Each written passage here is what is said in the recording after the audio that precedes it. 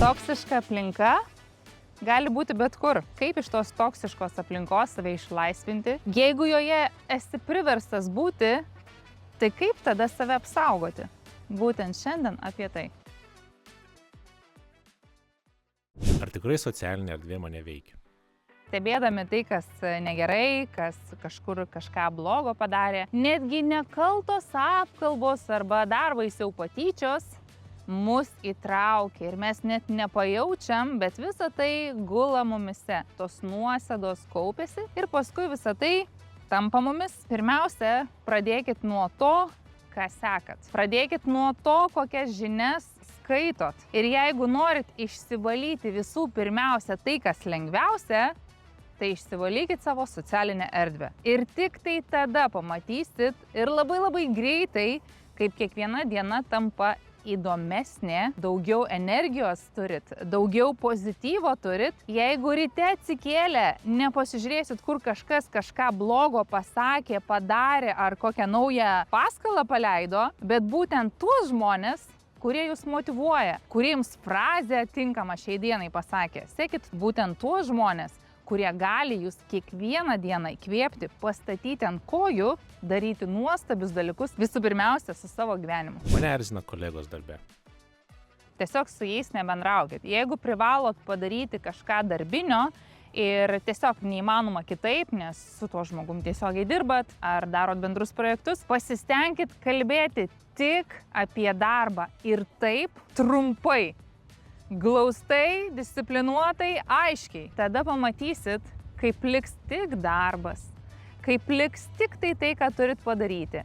Ir jokių asmeniškumų, o dažniausiai asmeniškumai ir kenkia. Jeigu išsipasakojat kolegoms savo gyvenimą, jeigu atsiveriat vieną dieną, jie tą informaciją gali panaudoti prieš jūs. Galbūt nepatiko kažkas, ką pasakėt, nepatiko kažką, ką padarėt, patinki man.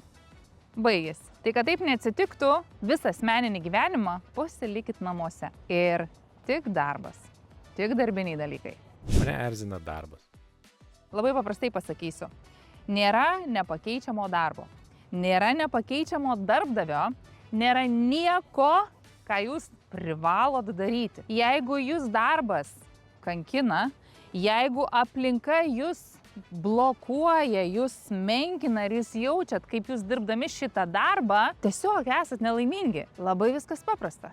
Išeikit iš darbo. Duokit savo galimybę turėti naują darbą. Duokit savo galimybę dirbti tai, ką norit, kurti tai, ką norit, daryti būtent tai, kas jūs džiugina. Jūs patys savo blokuojat.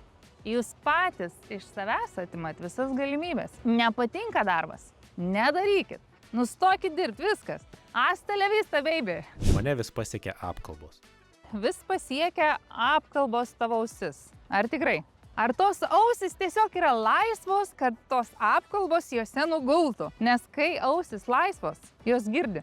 Kai yra kam pasakyti, ir bus pasakyta. Tai jeigu erzina apkalbos, visų pirmiausia pagalvokit, ar tikrai patys jų neprisišaukėt. Norit, kad nustotų jūs apkalbos liesti, pasiekti, kaip ten Birutė apie Marytę kažką pasakė, arba tarp mūsų mergaičių žiūrėk, ką išgirdau. Tai jeigu visą tai jūs erzina, tai tiesiog užsikiškit ausis. Nejuokauju. Ausinukai labai padeda. Arba realiai tiesiog apsisukat ir išeinat. Nėra laisvų ausų, nėra apkalbų. Vaikai lipa man ant galvos.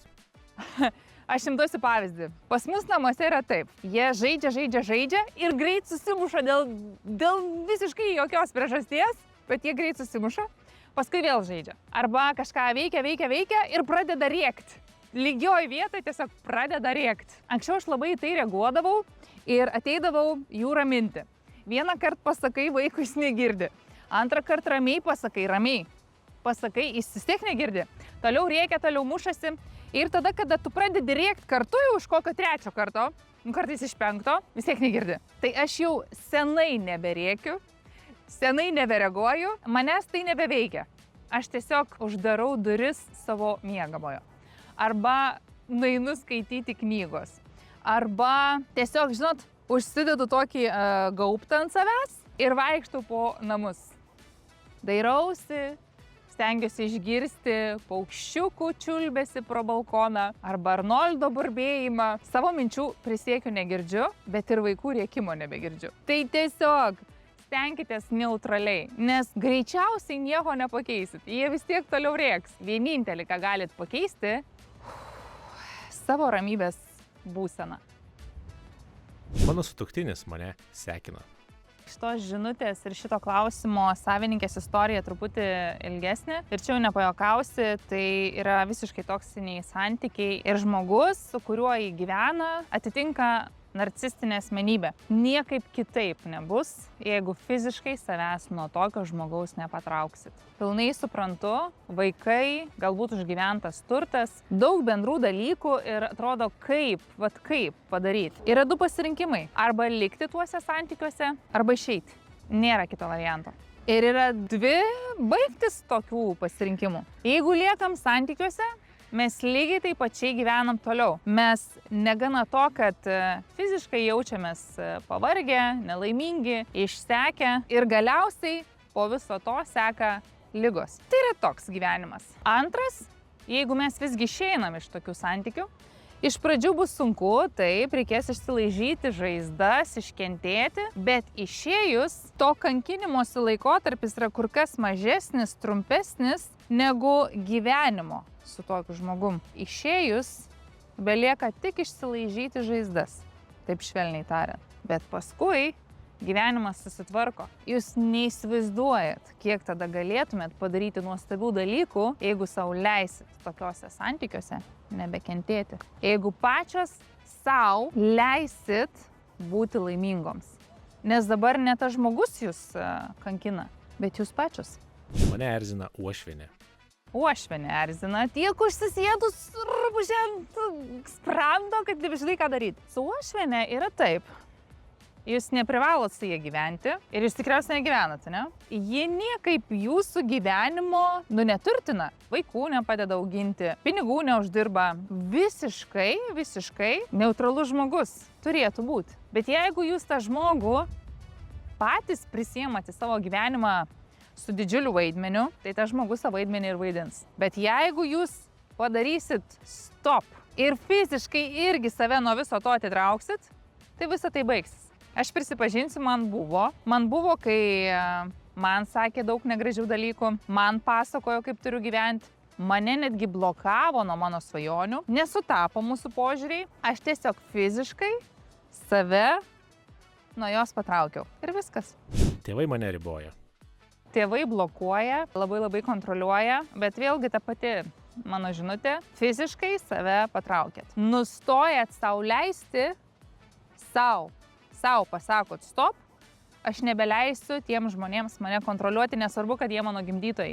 Nes jeigu, kad ir patys brangiausi žmonės, kurie išleido jūs į pasaulį, jūs blokuoja, jūs demotyvuoja, erzina, stabdo, tai jūs tiesiog turit pasakyti stop. Jeigu negirdi, fiziškai save nuo viso to patraukti. Aš patraukiau. Man nepriimtinas mano tėvų gyvenimas, požiūris. Nenoriu gyventi taip, kaip gyvena jie ir niekada negyvensiu. Ir aš tiesiog fiziškai save nuo jų patraukiau. Labai daug gaunu istorijų, kai jūs man pasakojat, Roberta, aš norėčiau taip kaip tu, išvažiuoti, gyventi į užsienį.